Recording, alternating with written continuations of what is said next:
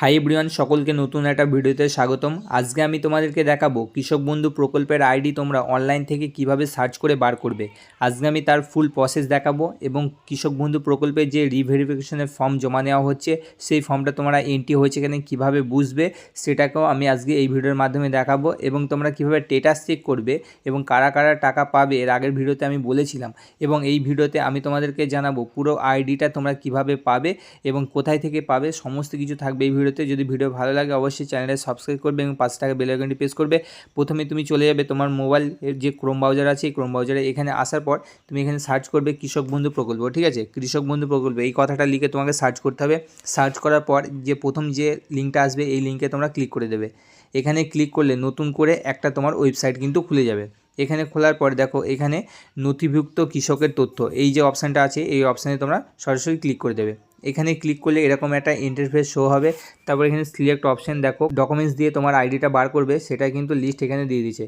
Voter card, আধার card, ব্যাংকের account, কৃষক বন্ধু আইডি, ঠিক আছে, মোবাইল নাম্বার যে কোনো একটা দিয়ে সার্চ করলেই তোমরা কিন্তু দেখতে পারবে। দেখো তোমাদের যদি মোবাইল নাম্বার অ্যাড করা থাকে তাহলে মোবাইল নাম্বার সিলেক্ট করবে। এখানে সিলেক্ট করার পর ঠিক আছে তোমার যে মোবাইল নাম্বারটা এখানে দিয়ে দেবে। তারপর এখানে দেওয়ার পরে I M A not a robot, ঠিক আছে, এই অপশানে তোমরা ক্লিক করে দেবে। এখানে ক্লিক করার পর নিচে দেখো একটা সার্চ বলে যে অপশান আছে সার্চ, এই অপশানে তোমরা ক্লিক করবে। এখানে ক্লিক করলে তোমাদের কিন্তু এরকম শো হবে আইডি, ঠিক আছে, যে কৃষক বন্ধুর আইডিটা এরকম শো হবে। তো তোমরা এটা দেখে দেখে তোমার যে রিভেরিফিকেশনের ফর্ম সেই ফর্মটা তোমাকে কিন্তু ফিল আপ করতে হবে এবং তোমার টোটাল ডিটেলস কিন্তু এখানে দেওয়া থাকবে। তোমার গ্রাম পঞ্চায়েতের নাম, আধার নাম্বার, ঠিক আছে, ফার্মার ডিটেলস সমস্ত কিছু দেওয়া থাকবে। এবং কৃষক বন্ধু নতুন কোনো ওয়েবসাইটে নেই, এই ওয়েবসাইটেই তোমাকে কিন্তু এই যে সার্চ যে অপশানটা আছে এর পরবর্তী সময়ে যখন তোমার ফর্মটা কমপ্লিট হয়ে যাবে তার পাশে কিন্তু এখানে ভেরিফিকেশন বা এখানে অ্যাপ্রুভ যে অপশানটা আছে সেটা কিন্তু এখানে চলে আসবে। এইভাবে করে তোমার যে স্ট্যাটাস সেটাও কিন্তু দেখতে পারবে। এবং তোমার যদি এখানে মোবাইল নাম্বার লিঙ্ক না করা থাকে তাহলে আধার নাম্বার কিংবা ভোটার কার্ডের নাম্বার দিয়েও তোমরা কিন্তু এই আইডিটা বার করে নিতে পারবে।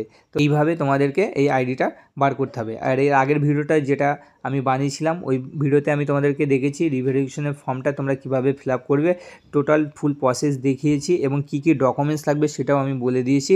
এবং আমি প্রতি ভিডিওতে যেটা বলি সেটা হচ্ছে রাজ্য সরকারের যে কোনো প্রকল্পের সুবিধার জন্য এখন তোমার কিন্তু ব্যাংকে ডিবিটি লিঙ্ক থাকতে হবে। ডিবিটি লিঙ্ক ছাড়া কোনো রকম কোনো টাকা কিন্তু তোমরা পাবে না, সে যে কোনো প্রকল্পেই হোক, অন্নপূর্ণা যোজনা, কৃষক বন্ধু বা পিএম কিষাণ, ঠিক আছে, যে কোনো প্রকল্পে রাজ্য সরকারের তোমার কিন্তু ডিবিটি লিঙ্ক থাকতে হবে, নাহলে কিন্তু কোনো রকম টাকা তোমরা পাবে না। তো সেই টাকা থেকে বঞ্চিত হবে তোমাদের ব্যাংকে। অবশ্যই দেখে নেবে যে ডিবিটি লিঙ্কটা আছে কি না, নাহলে কিন্তু তোমরা সেই টাকা পাবে না। ভিডিও ভালো লাগলে অবশ্যই চ্যানেলে সাবস্ক্রাইব করবে এবং পাশে থাকা বেল আইকনটি প্রেস করবে সবার আগে এরকম নোটিফিকেশন পাওয়ার জন্য।